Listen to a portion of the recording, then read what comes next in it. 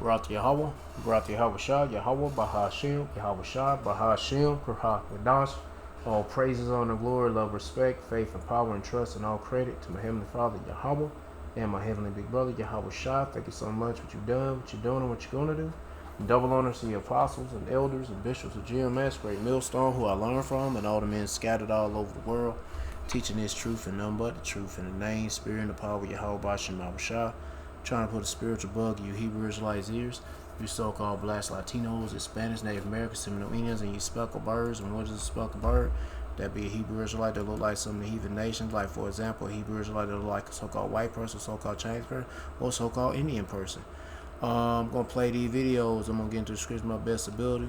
Say whatever God say through the spirit, the power of Yahweh Shemal Shah, the Holy Spirit, the Kurha Kadash. Lord wouldn't be on me. Let's get it. And oh, by the way, this video is about war. War. Let's get it. Ukraine is facing a brutal new phase of the war. Russian missiles, drones, glide bombs are hammering various cities as civilian casualties surge to their highest levels since 2022. Ukraine is also hitting back deep inside Russia, turning the skies over both countries into a battlefield. Our next report getting you the latest from on the ground.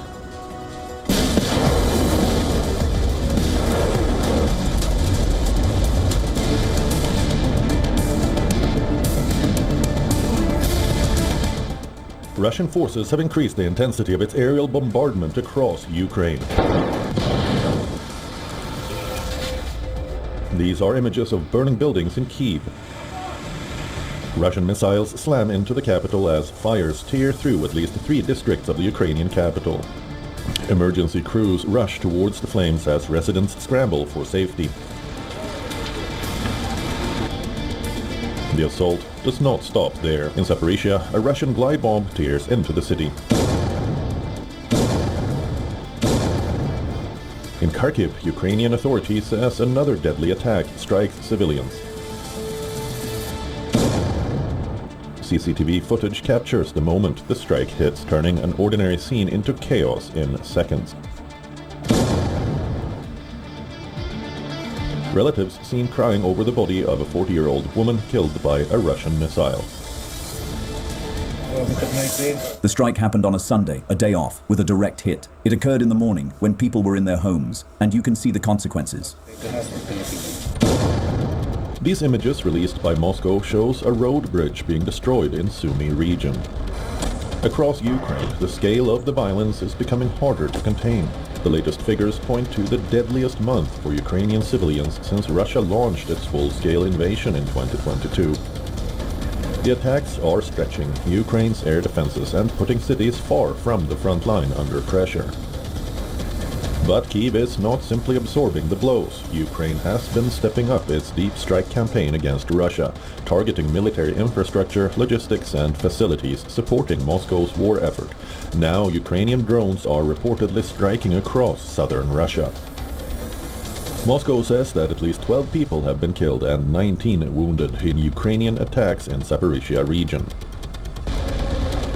These images released by Ukrainian armed forces show US-made HIMARS firing rockets towards Russian positions.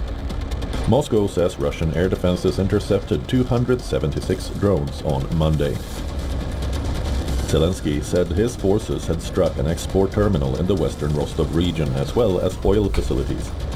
Russia is intensifying its attacks on Ukrainian cities. Ukraine is taking the fight deeper into Russian territory, and with civilian casualties climbing, the war is entering an even more dangerous cycle of escalation. Bureau Report, WION, World is One. To stay up to speed with the latest news, download the WION app. Tools from Harbor Freight are doing hard work in real garages across America.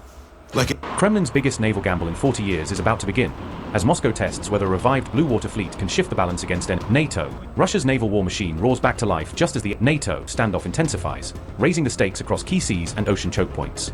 Putin's 9,500-ton warship is being positioned to regain true blue water capabilities, signaling an ambition to project power far beyond Russia's immediate coastline. Amid the Ukraine war, Russia has announced its first new destroyer program in 40 years, marking a major shift in its naval ambitions. Admiral Alexander Moiseev said the Russian Navy urgently needs a new ocean-going destroyer to operate on the high seas. The official official called for a warship of about 9,500 tons in displacement to rebuild Russia's lost blue water capabilities. Such a vessel would be roughly twice the size of the current Admiral Gorshkov-class frigates, according to reports. This announcement effectively ends decades of speculation over when and how Russia would replace its aging Soviet-era destroyers. At the end of the Cold War, Moscow still fielded large fleets built around its Udaloy and Savremeny-class warships, giving the Soviet Navy substantial blue water presence. Russia's post-Soviet industrial collapse and severe funding shortages then prevented successor ships from entering service and left much of that fleet to wither. Moscow now claims that Western states have increasingly targeted Russian, Iranian, and Venezuelan vessels with mounting economic and military pressure at sea. In February 2026, Kremlin aide Nikolai Patrushev argued that a permanent Russian naval presence on key sea routes is vital to protect the country's shipping interests. He warned that European states could try to block Russia's access to the seas unless they face a tough rebuff from credible naval forces. Patrushev called for strong Russian forces to be deployed in key maritime areas, including regions far from Russia's own coastline. Earlier, the Project 23560 Lida concept proposed a massive 14,000 to 19,000 ton nuclear power destroyer or battlecruiser for the Russian Navy. Lida was advertised as offering huge vertical launch capacity, top-tier air defense systems, and long-range strike capabilities in a single platform. Its nuclear propulsion was intended to give the ship virtually unlimited endurance at sea, enabling extended global operations. However, the program never moved beyond the design stage, and many observers doubted it was ever fully practical or affordable. The new 9,500-ton destroyer concept now being discussed appears to strike a middle ground between ambitious but unrealistic projects and more modest designs. Under the Navy's construction and development plan, 20 ships, vessels and boats are to be commissioned into the Navy in 2026. These include the Project 12700 Polyarny Sea Minesweeper for the Northern Fleet and the Project 22800 Beria small missile ship for the Baltic Fleet. It should be noted that this vessel was prepared in the shortest possible time and integrated into the defense system for key economic facilities in the Leningrad region. The factory overhaul of the strategic cruiser Karelia has been completed. By the end of the year, we plan to commission a further 21 vessels into the Navy, including the first nuclear-powered submarine cruiser armed with a Zircon hypersonic missile system, the Perm submarine of the Yazan M class. We will complete the repair and modernization of the nuclear-powered cruiser Admiral Nakhimov and the submarine cruiser Leopard. Russia's new bombs. Russia revealed a Su-34 strike fighter carrying 4 upgraded glide bombs fitted with new UMPK guidance modules, according to reports. The new weapon configuration highlighted Moscow's continuing effort to expand its long-range standoff strike capabilities. Reports said the upgraded UMPK guidance kits appeared noticeably larger than the versions first introduced in 2023. Aircraft, the Su-34 serves as Russia's primary long-range tactical strike fighter for precision attack missions. Payload, the aircraft was shown carrying 4 FAB-500T general-purpose bombs beneath its wings and fuselage. Guidance, each bomb was fitted with an upgraded UMPK guidance kit for improved standoff strike capability. Mission, the configuration is designed to allow precision attacks from greater distances outside enemy air defenses. Convert standard unguided FAB bombs into precision-guided glide weapons using bolt-on guidance kits. Uses satellite navigation with deployable wings to extend range after release from the aircraft. Reports said the effective glide range increased from roughly 40 to 50 kilometers to around 80 kilometers. Ukrainian intelligence has claimed the newest UMPK variant may achieve strike ranges of up to 193 kilometers. Analysts said the larger UMPK design could incorporate a compact propulsion system to further extend strike range.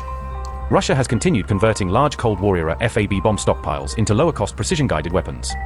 The program allows Moscow to expand its precision strike inventory while reducing reliance on expensive cruise missiles. The Su-34 fleet has increasingly shifted to standoff attacks launched from beyond many Ukrainian air defense zones. The change in tactics has helped reduce aircraft exposure while allowing Russian forces to strike targets from greater distances. Ukrainian intelligence said Russia's latest glide bomb variant had reportedly demonstrated a maximum range of about 193 kilometers.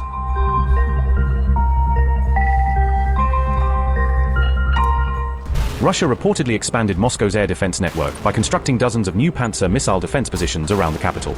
Open-source researchers said around 24 new defensive towers had been built around Moscow over recent months. Researchers said the new defensive ring was established roughly 40 kilometers from central Moscow to strengthen air defense coverage. Additional Pantsir positions were also reportedly deployed near several strategic facilities across the wider Moscow region. Researchers said the new sites were positioned to protect President Vladimir Putin's residence, Vnukovo Airport, and a major oil refinery. Several Pantsir SMD air defense systems were also reportedly installed on rooftops at multiple locations across Moscow. Open source researchers also identified 2 newly prepared sites believed to be intended for Russia's long-range S-400 air defense systems.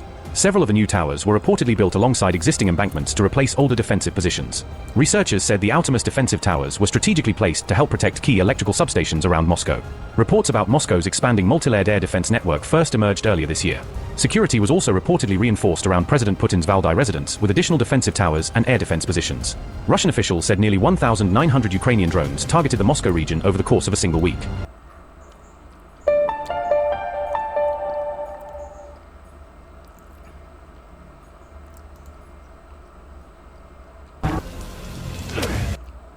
Putin to take nuclear revenge from the sea over Ukraine's aerial attacks on Kyiv, using undersea deterrence as his next escalation step?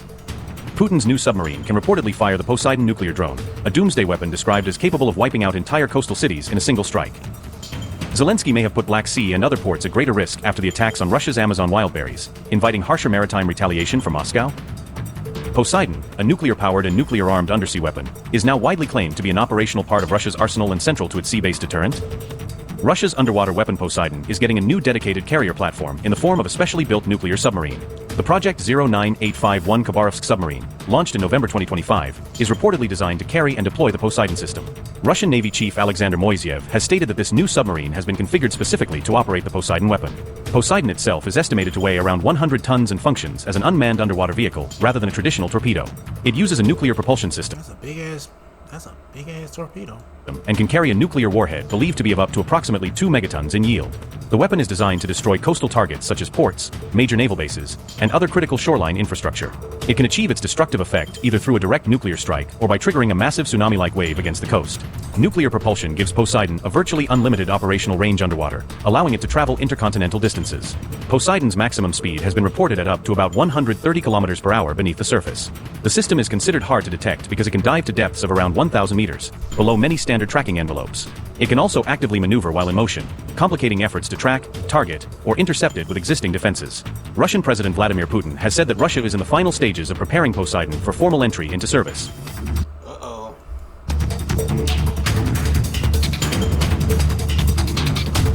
Ukraine's President Volodymyr Zelensky is now appearing determined to intensify the conflict, signaling a fresh phase in the war against Russia. Ukraine has reportedly drawn up a new list of priority targets designed for long-range strikes deep inside Russian territory. Zelensky claimed Kiev has significantly upgraded its target list to maximize the impact of future long-range attacks against Russia. The announcement came shortly after Zelensky held a high-level meeting with Ukraine's top defense and military leadership on July 26. Kiev says the objective of these expanded strikes is to pressure Russia into returning to the negotiating table on Ukraine's terms. Zelensky said, and I quote, "Today, we approved the continuation of our operations and updated the list of priority targets based on their actual impact on Russia and its ability to continue and prolong this war. Our main objective is for our long-range pressure to push Russia even further toward diplomacy by disrupting the production of weapons components, inflicting oil-related and other economic losses, and bringing this war back to its home harbor." End quote. Ukraine also claimed it now possesses the capability to hit military targets located more than 3,000 kilometers from its borders. Zelensky insisted Russia's long-held strategic advantage is steadily eroding because of Ukraine's expanding long-range strike capabilities. Zelensky said, and I quote, "Our strike range has already exceeded 3,000 kilometers, and we continue to expand our ability to operate at even greater distances. The strategic depth of its rear areas, which for a long time was one of Russia's advantages, is now becoming a particular problem for Russia's political and military leadership, as the vast majority of its air defense systems are concentrated around Moscow, state residences, the Crimean Bridge, and St. Petersburg." Alright, whatever. Let's get to the next one. Wars are often fought on land, but great power status is achieved at sea. Armies defend borders, but navies project power, and submarines project fear. That is exactly Vladimir Putin's plan. Russia will commission 20 warships before the year ends. That's 4 new vessels every month.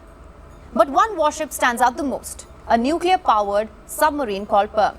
It has been designed for a special purpose, to carry out hypersonic strikes. What makes this submarine so unique? Our next report tells you more.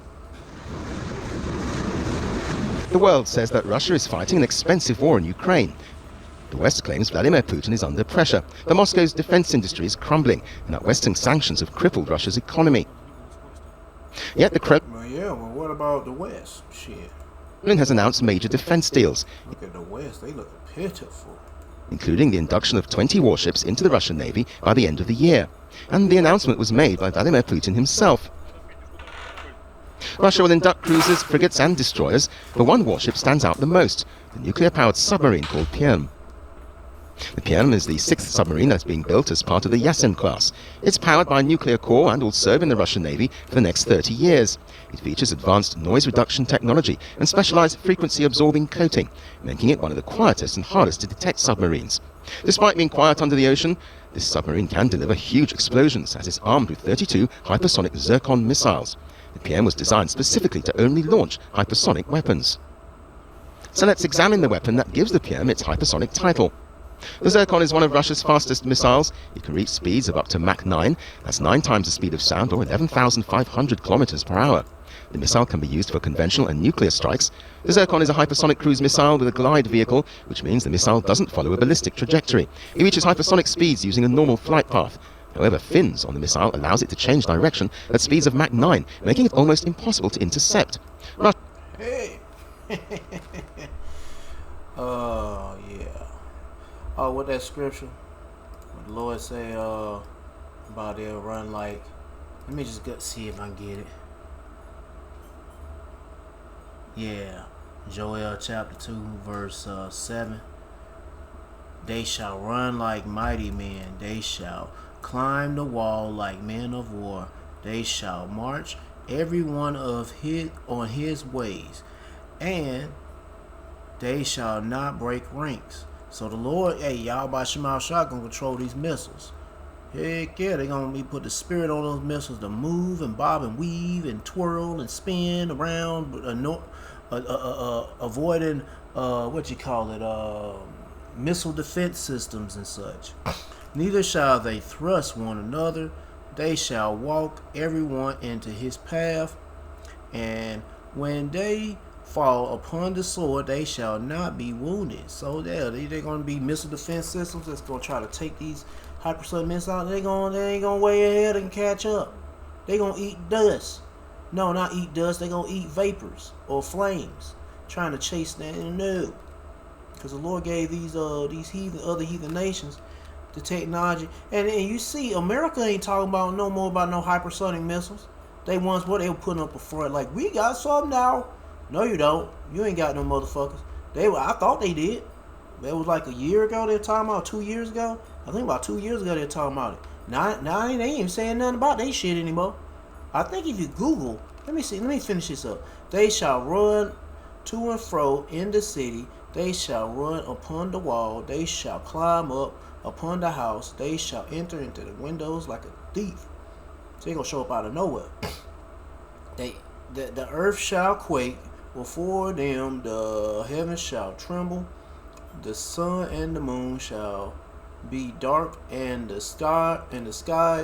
stars shall withdraw their shine. So when them nukes go boom, they gonna have a big old blast, or whatever you want to call it. I'm gonna tell you, man, if you ain't got the Lord on your side, or the Lord ain't with you, that's gonna be your ass. For real, you're gonna be dead. Let me see, what was it? Let me see what Google gonna say if I ask this question. Does the United States military have access to hypersonic missiles? Yes. But they damn sure ain't using no motherfuckers. Shit, it has operations.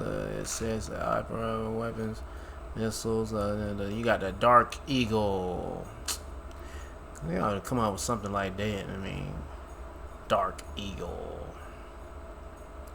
Shit. With conventional prompt strikes. Whatever. They ain't got shit. Russia has already used the missile again. They even have to put that shit on AI. And AI don't even know if they really have hypersonic missiles. Against Ukraine, and the PM submarine will carry 32 Zircons. Russia has seen the lethality of the Zircon, and it now wants to equip other warships with this missile. As per reports, all 12 Yasen-class submarines will eventually carry the Zircon, while the PM has been designed specifically to carry the weapon. The Murmansk will also be equipped with Zircons. The other upcoming submarines are also being redesigned for this missile, while the already commissioned 5 submarines are being retrofitted to carry the Zircon. Eventually, the Zircon will also make its way to Russian missile cruisers and destroyers. Moscow plans to make at least 30 Zircons every year, and is even working on an air-launched version. Clearly, Western sanctions haven't worked exactly as planned, and Moscow has only increased its military endeavors. So as Russia gears up to induct 20 warships this year, the message from the Kremlin is that the war in Ukraine may be about trenches and drones, But Russia is preparing for another contest, one that requires dominating the world's oceans. Yeah. Joel chapter 3 verse 9, proclaim me among the Gentiles, prepare war, wake up the mighty man, let all the men of war draw near, let them come up. Beat their plowshares into swords and their pruning hooks into spears, turning their gardening metallic gardening tools into weapons of warfare, or parts to make it weapons of warfare. Yep. Let the weak say, I am strong. Russia used to be weak. Now they say they strong. Thanks to Yahweh Shema Shah, of course. The Lord put the spirit on them to do so and get some of those German scientists. And now you got some people out there that can make hypersonic missiles, nukes, bombs, all that shit. Yeah. And the Lord, they beefed them Russian Edomites up. And now they about to go to war with they already going to war with the West, but it's about to get a little bit more interesting. And time go by. I hope it come. I hope these motherfuckers get ramp up even more. Shoot. Let's get to the next one. For nearly 4 years, Yemen's war looked frozen rather than finished. Saudi Arabia and the Iran-backed Houthis had largely stopped major fighting, but it never resolved the deeper battle over power, territory and oil. And now, after the deadly US-Iran war, that uneasy calm is beginning to crack. And a new Red Sea blockade has raised fears that Yemen and Saudi Arabia could once again slide into a devastating regional war.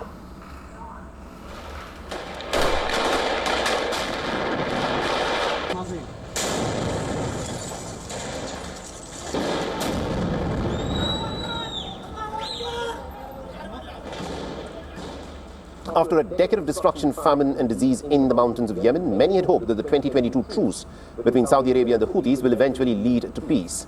The Houthis emerged from the war controlling much of northern Yemen, including the capital city of Sana'a. The south remained under internationally recognized government, heavily dependent on Saudi military and financial support. For the Houthis, frustration had been building up for years. They wanted greater authority over the country, access to oil revenues outside of their territory, and international recognition as Yemen's legitimate government.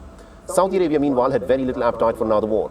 Its previous bombing campaign had become a costly quagmire that had contributed to one of the world's worst humanitarian disasters. Riyadh wanted stability and not another open-ended conflict. In late 2023, peace appeared tantalizingly close. With the United Nations mediation, Saudi Arabia and the Houthis nearly agreed on a political roadmap for a longer-term settlement. A key part of the deal would have restarted salaries for government employees in the Houthi-controlled areas worth an estimated $1 to $2 billion annually, funded largely through Yemen's oil revenues, with Saudi support filling any gaps. But before the agreement could be signed, Hamas' attack on Israel in October 2023 changed the region. The Houthis launched missiles and drones at Israel and at commercial shipping in the Red Sea, claiming solidarity with Palestinians. And that drew military responses from Western nations. When Donald Trump had returned to office in 2025, he had designated the Houthis as a foreign terrorist organization and had ordered for a bombing campaign against them. For months, the Houthis had largely avoided a direct confrontation with Saudi Arabia. But the recent US-Iran conflict changed the equation. However, the immediate trigger was a dispute over Iranian flights into Sana'a. The Houthis insisted an Iranian aircraft be allowed to land after flights had been suspended for nearly about a year. When another Iranian plane attempted to enter into the Yemeni airspace, the Houthis accused Saudi Arabia of bombing Sana'a's airport. The Saudi-backed government said that it carried out strikes to force the aircraft to divert, alleging that it was carrying Iranian weapons.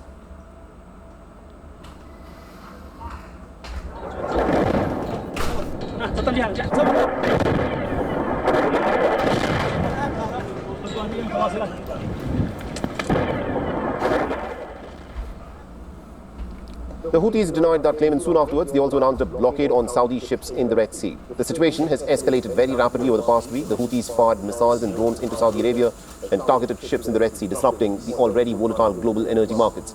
They're also marking a fresh threat over the security of key shipping routes. A Saudi-led coalition has responded with airstrikes in the Houthi-held territory for the very first time in years.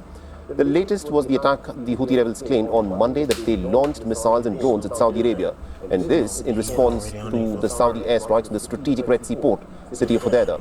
A satellite image showed smoke rising from an oil facility in Abqaiq in Saudi Arabia on the 27th of July. With the Strait of Hormuz effectively disrupted by the Iran war, Saudi Arabia is now relying far more heavily on the Red Sea corridor to export its oil, the lifeblood of its economy. A Houthi threat to that route now strikes directly at Saudi Arabia's economic security. While US President Donald Trump has also issued a pretty stark warning. On the 23rd of July, he threatened major military punishment if the Houthis continue attacking the Saudi oil tankers. The fragile balance over all these years is now seeming to break apart. Yup. New Pentagon casualty figures have reignited questions. Oh yeah, 600 troops. And you know what? When I had to search this out on YouTube, might as well search it out again.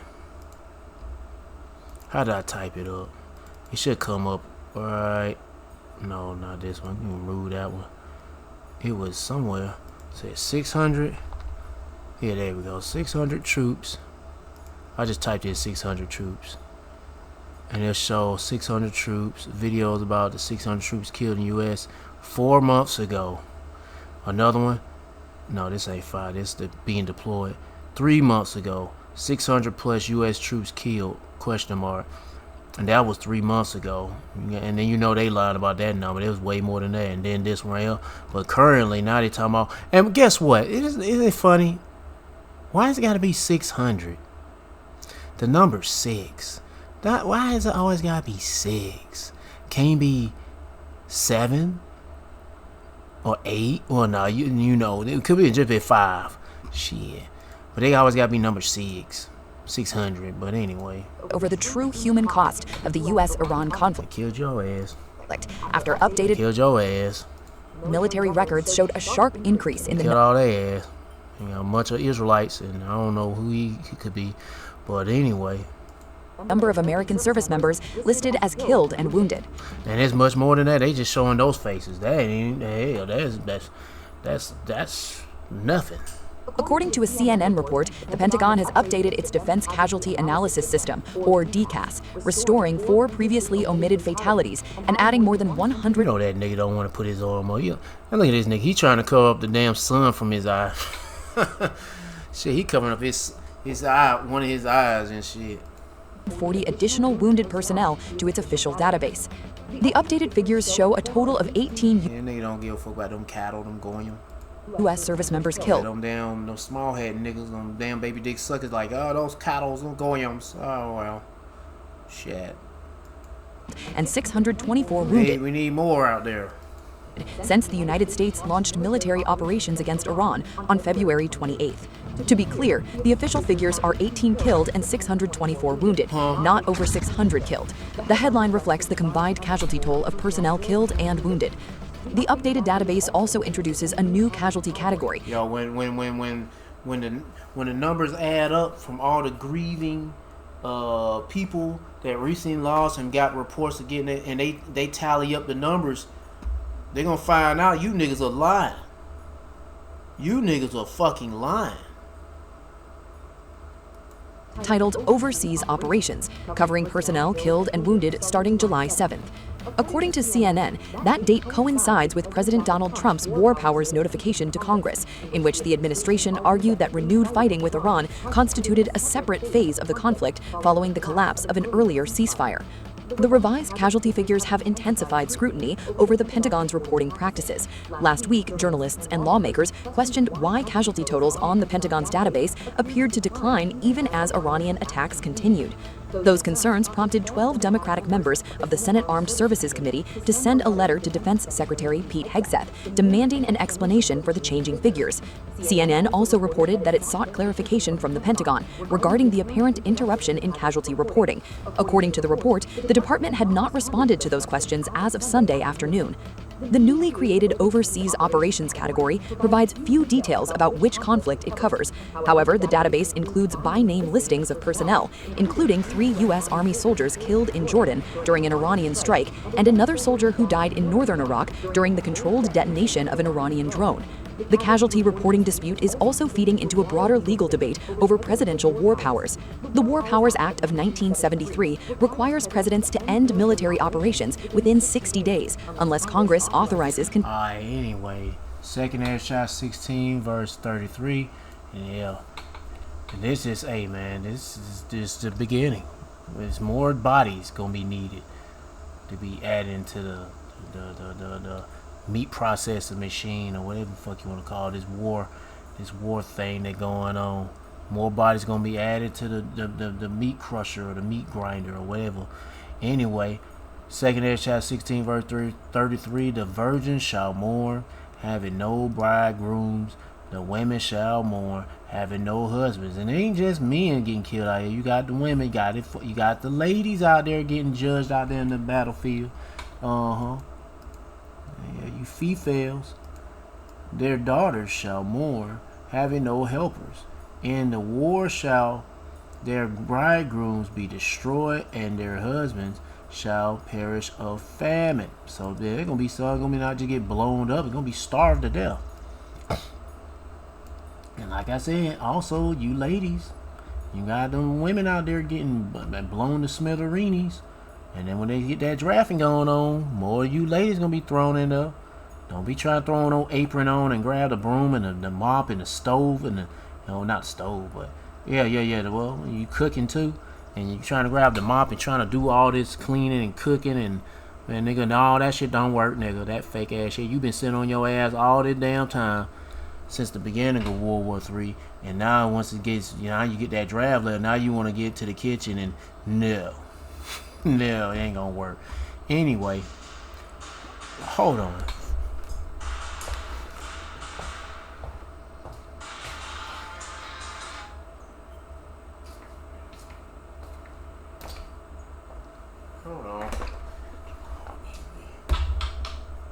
Tomorrow evening. Yeah, I got tomorrow evening between 10 to 1 p.m. Nah, that ain't gonna happen. Can you just leave the check somewhere? Can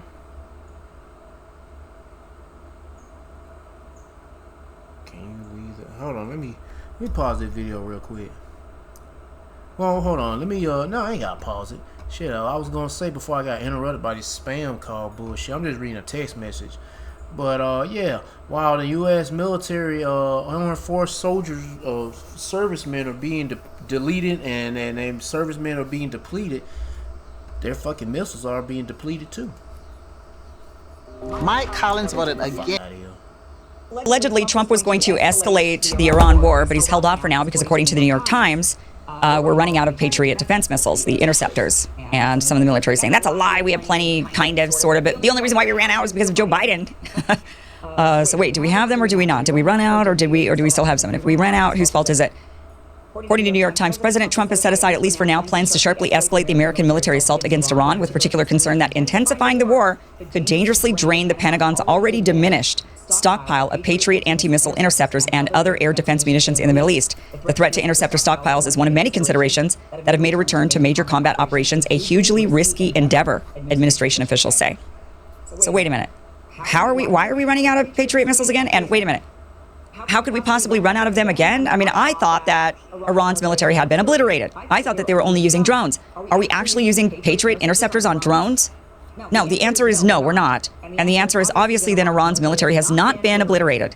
They clearly still have a bunch of ballistic missiles because that's what we use. That's what we use, Patriot interceptors, in order to take down those ballistic missiles. Sometimes the interceptors are used to take down drones, but more often than not, they're actually used to take down they're used to take down ballistic missiles. So clearly Iran still has a huge arsenal, and clearly we're not able to replenish fast enough, and Iran's got an entire nation with underground stockpiles of missiles, and we've just got a few measly bases that are getting pummeled, and we're running out of stuff.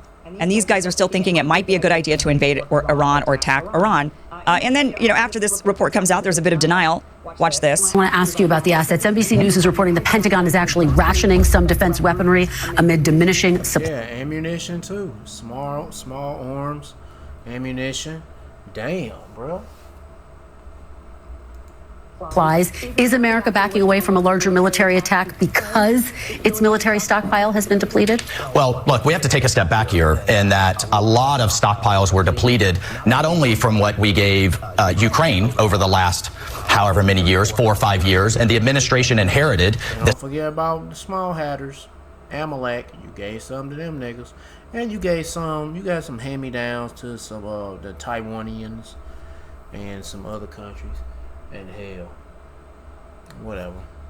Secretary Hegseth inherited a depleted situation from not only Ukraine, but also the ongoing fight with the Houthis under the Biden administration and a depleted military under the Biden administration. So they have decided, one, they're going to new types of munitions, cheaper munitions, new technologies, but also with these new defense budgets, rebuilding our great military. However, but you acknowledge I want to be clear. No, you acknowledge they're depleted at this moment? I want to be crystal clear. The U.S. military, and I've verified this every which way, has everything that it needs to conduct this campaign as a... Yeah, we'll see about that. Well, if that was the case, then why are they so antsy-pantsy about nuking Iran? They could have just kept on bombing Iran with conventional bombs. But now it's like, oh, we got to nuke it. Probably because they out of some of them bitches. They like, man, we just nuke them motherfuckers. But if you do that, you'll have big problems. Because you dropping the big bombs, and that seems like you very desperate to getting what you want.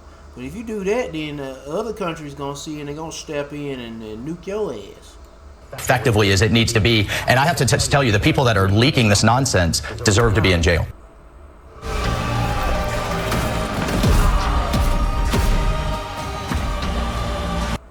So wait a minute. Are the stockpiles depleted because of Biden, which he went on and on explaining that they are depleted because of Joe Biden, or are they not depleted at all and the people saying such belong in jail? Now, I can understand that their position is they don't want to actually admit that we have depleted stockpiles because that gives Iran obviously a leg up, and they don't want Iran to know that they have a leg up. So I can understand that. I'm pretty sure they have a leg up. They know it. They got all the cars. They got the best hands in this war. When I mean hands, they got the best cars or whatever in this war. Especially when they got the Strait of Hormuz in their possession. But whatever. They're pissed off about this information leaking, but obviously the information... This information been going on since last year. I mean, damn. It's true. 2 years ago, maybe 3 years ago. Because they all keep blaming Biden, which means, you know, if they still had a bunch of Patriot... Who cares a fuck about which side to blame? It's Esau. I mean, the Lord is depleting y'all missiles and all that shit. Controlling you damn devils, making you look like buffoons, humiliating the shit out of you. Go America. Yeah, the Lord is humiliating the greatest country with the greatest military, greatest financial system, the greatest this, the greatest that. And he's about to make a great fall, too. Missiles, they say, no, it's not true. We still have plenty. We're fine. But instead they say, yeah, but it's because of Biden. No, but no, we actually have all of... We're fine. We're fine. Meanwhile, so we obviously cannot go up against Iran in a head-to-head war anymore like this. I mean, this is untenable. We are in a different part of the world. This is not a nation on our borders. We're not fighting for our sovereignty. We're not fighting for our right to exist. We're not fighting for any of that. Now you might say, well, Israel is. Okay, fine, then let Israel fight the war. Fine, that's up to them. But for us, we have no real business being there. Yet, we've got a bunch of lunatics in this country calling for essentially our entire annihilation. They think they're calling for Iran's annihilation. They're actually calling for the United States' annihilation. Watch this. Here's ultra-Zionist Sid Rosenberg demanding the U.S. wage total war on Iran. It is inevitable that President Trump is going to have to do what he doesn't want to do, which is go in there with this massive all-out attack. There's no other way to stop this. There's no other way to win this war. So, again, he's trying to do the best he can. He's a very nice man. I love President Trump. He doesn't want people to die. He really doesn't. Okay, he's a nice man. But there's no other way to end this. Once you start this, Midnight Hammer was great. Epic Fury was great. Once you start this, there needs to be a finish. And the only finish is complete surrender by the Iranians. I hate to say it, but complete annihilation. Well, we talked last time about this, and by the way, I agree. I love President Trump. I love his heart. I think is really for peace, and he's always. I love it. Oh, shut up, bitch. But even now, this past week, he's still talking about peace and wanting to find and leaving that door open for negotiations. You say the only end is annihilation. Now, what if winning this war requires boots on the ground? I asked you that last time. That's not very popular with the American people. What is your response to that? It's not popular with me either. Look, I'm not a parent of an Army person, a Marine person, so I'm very sensitive to that, trust me. But look, we have the Army, we have the Marines for a reason. They're not there to shake your hand at the airport, Rachel, okay? They're there for a reason. Last I checked, we don't have a draft in this country. So these courageous men and women know exactly what they're signing up for. This is war. We gotta be cattle, goyim, be thrown in the meat grinder. Shit. I don't want to see anybody die. Yeah, they fighting for Israel. I mean, Amalek. No, they ain't Israel, they Amalek. But this is war. A war that started 47 years. Let's get to the next video. USS Tripoli Strike Group has been pulled from Pacific drills to join the fight against Iran, signaling how far Washington is diverting forces from its usual Indo-Pacific focus. The redeployment of this F-35B armed warship risks giving China an opening around Taiwan, as one of the US Marines' key sea-based air platforms leaves the Western Pacific. America's China war strategy is coming under strain as Iran keeps Trump's military on edge, forcing the US to split high-end assets between deterring Beijing and sustaining combat in the Middle East. US forces are reportedly changing strategy by shifting key warships to different regions instead of keeping them concentrated in the Indo-Pacific. The US Navy has redirected the USS Tripoli Amphibious Ready Group to the Middle East, pulling it out of its previous posture. The group left Western Pacific exercises to join combat operations against Iran, underscoring how active war demands are reshaping deployments. This highlights how quickly Washington is moving high-end naval assets away from the Pacific theater to meet immediate needs elsewhere. Details of these US military movements were reported by Military Watch magazine, which tracked the redeployment and its implications. We serve people all across Georgia. We understand what they've been through is something traumatic. The Wasp-class amphibious assault ships are designed to carry F-35B fighters as a core feature of their aviation capability. F-35B jets can operate from ships like USS Tripoli, effectively turning them into light aircraft carriers for short takeoff and vertical landing strike missions. With up to 20 F-35Bs, plus MV-22 Ospreys and MH-60S helicopters, Tripoli can project heavy air power over sea and land. The ship provides fifth-generation strike capability even when a full-size nuclear-powered carrier is not available in the theater. While the F-35C is reportedly not yet deployed in large numbers on the Gerald R. Ford-class carriers, it has begun to appear in operational roles. F-35C fighters have been flown from USS Abraham Lincoln to conduct strikes against Iran in the current conflict. F-35Bs from USS Tripoli and F-35Cs from Abraham Lincoln together form a powerful combined air package for US naval operations. Since 2022, the Pentagon has repeatedly stated that building up US forces around China is its top strategic priority. Marine Corps restructuring has been centered on expeditionary operations in the Western Pacific to support that focus. The 31st Marine Expeditionary Unit was training with Japanese forces and practicing EABO concepts in the region. These EABO, Expeditionary Advanced Base Operations, concepts were specifically designed for possible fight with China's People's Liberation Army. Pulling these forces to the Middle East directly reduces the amount of ready US power available in the Pacific theater. This shift makes clear how ongoing Middle East demands are draining resources away from Washington's planned China-focused posture. The war against Iran has compelled Washington to relocate many key systems and units out of the Pacific region. THAAD missile defense batteries were withdrawn from South Korea without prior consultation with Seoul. That move triggered controversy inside South Korea over sudden and unilateral changes to its defensive shield. At the same time, the US Army also pulled MIM-104 Patriot systems and other important weapons from the area. Reports indicate that Patriot surface-to-air missile stocks in the region have been steadily drawn down for months. Because of this, the US-Iran war has effectively eased strategic pressure on both Chinese and North Korean defense postures. Iran, despite heavy fighting, has managed to keep most of its key missile bases and arsenals intact. Even after 5 months of hostilities, Iran's overall ability to continue fighting remains largely undiminished. America's weapons shortage.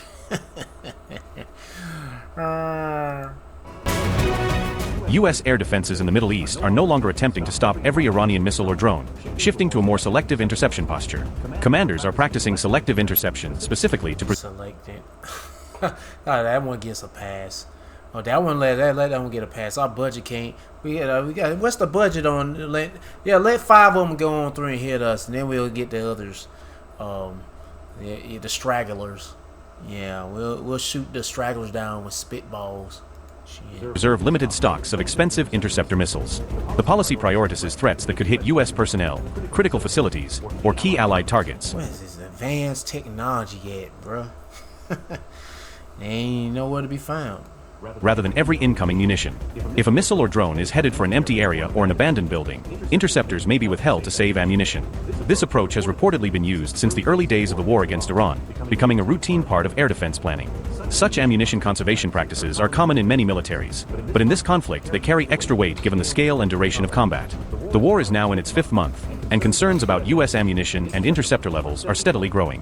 One consequence is that some Iranian missiles and drones are still able to reach their targets instead of being shot down. In most such cases, these impacts occur at low-value sites or locations where no US personnel are present. Officials say that in some instances bases were deliberately left to be hit when empty of troops, to conserve interceptors for more dangerous attacks. This marks a change from earlier practice, when almost all threats near US sites were engaged whenever possible.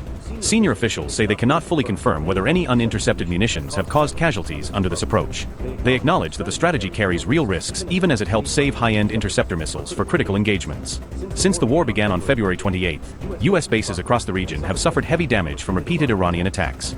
U.S. Navy headquarters in Bahrain and Army facilities in Kuwait are among the hardest-hit sites in the current campaign. Reports also describe damage and casualties at American-linked facilities in Qatar and the United Arab Emirates. Saudi Arabia, Jordan, and Iraq have likewise seen U.S. sites struck during Iranian missile and drone barrages. All right, let's get to the next one. Humanity is dying. The thousands of kilometers away from the battlefield, millions are in fact paying the price for the US-Iran war. The conflict could be unfolding in the Gulf, but its economic shockwaves have reached homes, farms, factories and small businesses across the world. Now, this is a special report on how one war is changing lives across continents. We'll leave you with this report. Thanks for watching. The first casualties of war are often measured in lives lost and cities destroyed. But thousands of miles away, another cost is quietly unfolding. The US-Iran conflict sent crude oil prices sharply higher as fears over supplies through the Strait of Hormuz rattled global markets. Fuel became more expensive, transport costs climbed, electricity bills rose, businesses began paying more simply to stay open. Yeah, these wars plaguing the pockets of people, from the electric bills, the water bill, to the food bill, to the everything bill. Shit, soon everything will be cut off and you won't have to worry about paying any bills. And you have a hard time getting food and water and medicine and rest, because it's going to be stressful times living in.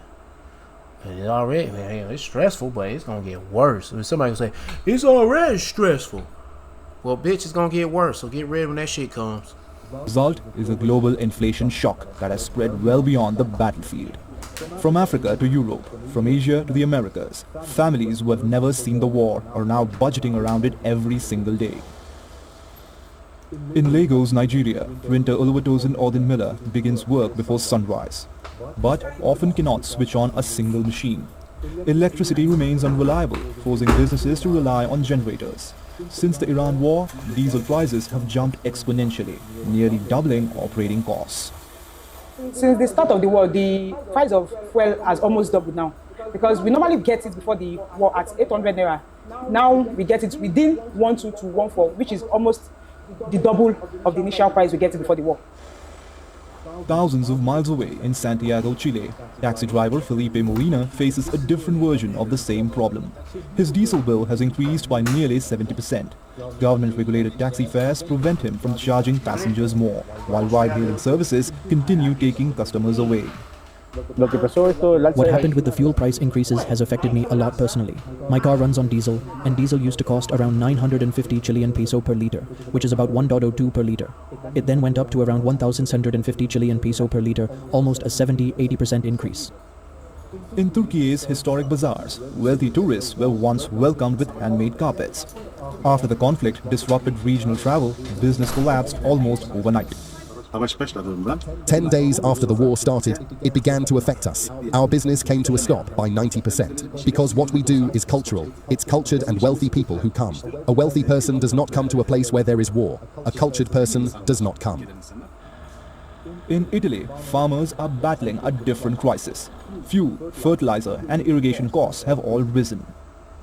Farmers buy less fuel than before, delay equipment upgrades, and watch customers cut spending. The current costs of fertilizers, soil nutrients, and diesel fuel are having a huge impact on our business, an enormous impact. We're no longer talking about increases of 10% or 20%. We're starting to talk about 70% to 80%. If there used to be at least some profit, now there is none. At the moment, there simply isn't any profit. We keep working in the hope that things will improve, but these costs are affecting our sector tremendously. In New York City, Marlene Garcia carefully plans every mile she drives. Her family shares one car, shops at food pantries, and takes extra work shifts as gasoline prices eat into household savings. Even small expenses like buying ice cream for her children now require careful planning. So before, what a $20 gas will give me maybe more than half a tank and enough to run around and make some errands apart from work.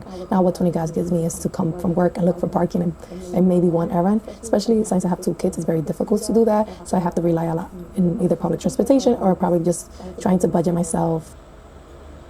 Across What the hell is that? What kind of hoopty is that? The Pacific in Manila. Edgar Fernandez has seen that's in Manila. I thought it was in America. his livelihood collapse. The jeepney driver now lives Man, they got some classics in that bitch. inside his vehicle with his daughter after losing their home to a fire. Oh man, that sucks. Diesel prices have risen so much that driving no longer makes financial sense. See, living in your car here, you do that shit in America, your ass gonna get arrested. And they're gonna impound your car and crush it, or your home and crush it. Yep. They probably do that shit in Manila. I don't know. Yeah, they probably would. Because of the high oil prices, everything went up. The fares didn't change, even for a peso. So this is what we do, hoping and hoping it will become lower, and the war would... Well, it ain't gonna get lower and lower, and the war ain't coming to an end. And It's just now beginning. trying to find ways to earn so we can at least eat. Different countries, different economies, but one common reality. The price of energy has become the price of survival. These people may never meet, yet today they share something in common.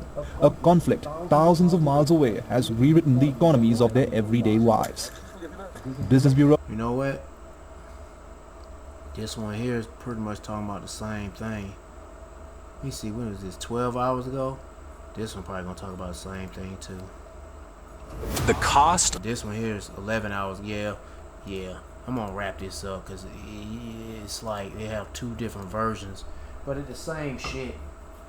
And on that other video, I'm just gonna go ahead and delete that and wrap it up. But anyway, that's all I gotta say. But seek the Lord by seeking His prophets. Matter of fact, hold on, I ain't done. What else we got? Oh yeah, let me read that because that last video I played. Yeah, this war is World War III is making things more expensive for people all over the world. 2nd Ezra chapter 16 verse 17. Woe is me, who will deliver me in those days? The beginning of sorrows and great mourning, the beginning of famine and great death. You know what I should do? Turn this all red to highlight all of it. Yeah, might as well and go ahead and save it. Yeah, but the beginning of sorrows and great mournings, the beginning of famine and great death. Let me make sure I do that again.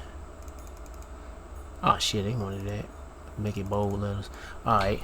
The beginning of famine and great death. Yeah, famine. When these wars ramp up, hey man, it's gonna be bad, man. People gonna be hungry, starving, and resulting to eating each other. Eating human flesh. The babies, the children, themselves. Yeah, hell, yo. Yeah, whoever. He even going to eating dogs to cat roaches. Cat roaches?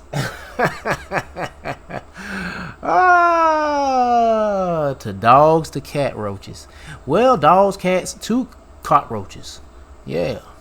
That's gonna be the balanced diet for anybody and everybody, especially in America. There's a plenty of cockroaches and cats and dogs to eat. Shit, I hope and pray I don't eat mine. Shit, eat my dog. Not no cockroaches, no cat roaches. Not no dog, no cats, or no cat roaches or roaches. No. I want to eat some real food. Shit. And mostly organic. I don't know what it's going to be like, man. Pray like heaven, Lord have mercy on you.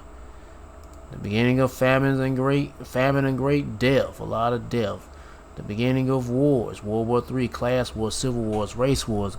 It's going down. And the power shall stand in fear, the wicked elite hiding out from all this chaos. And the beginning of evils, ill times. What shall I do when these evils shall come? Seek the Lord, repent. Behold, famine and plague, tribulation and anguish of sin for a scourge for a minute. But for all these things they should not turn from their wickedness, nor be mindful of their scourges. So you Israelites, don't be like that. Those other Israelites that ain't taking heed. Don't be like them, because shit is getting serious. They somehow, we've always been like this. No, the fuck they haven't been. This world hasn't been always like this. Since 5 years or 6 years, or say around when COVID came around, it's gotten worse. And it's going to get worse. So the best thing you need to do, seek Yahweh Shema by seeking His prophets and take heed of what to say and try to build a spiritual mental relationship with Yahweh Shema by praying Yahweh Shema Shah, praising Yahweh Shema Shah, worshiping Yahweh Shema Shah, fearing Yahweh Shema Shah, and repenting Yahweh Shema Shah. To all the men out there pushing this truth and nothing but the truth in the main spirit and the power of Yahweh Shema Shah, keep on preaching, keep on teaching, keep your faith and your trust strong. Yahweh Shema Shah, stay humble.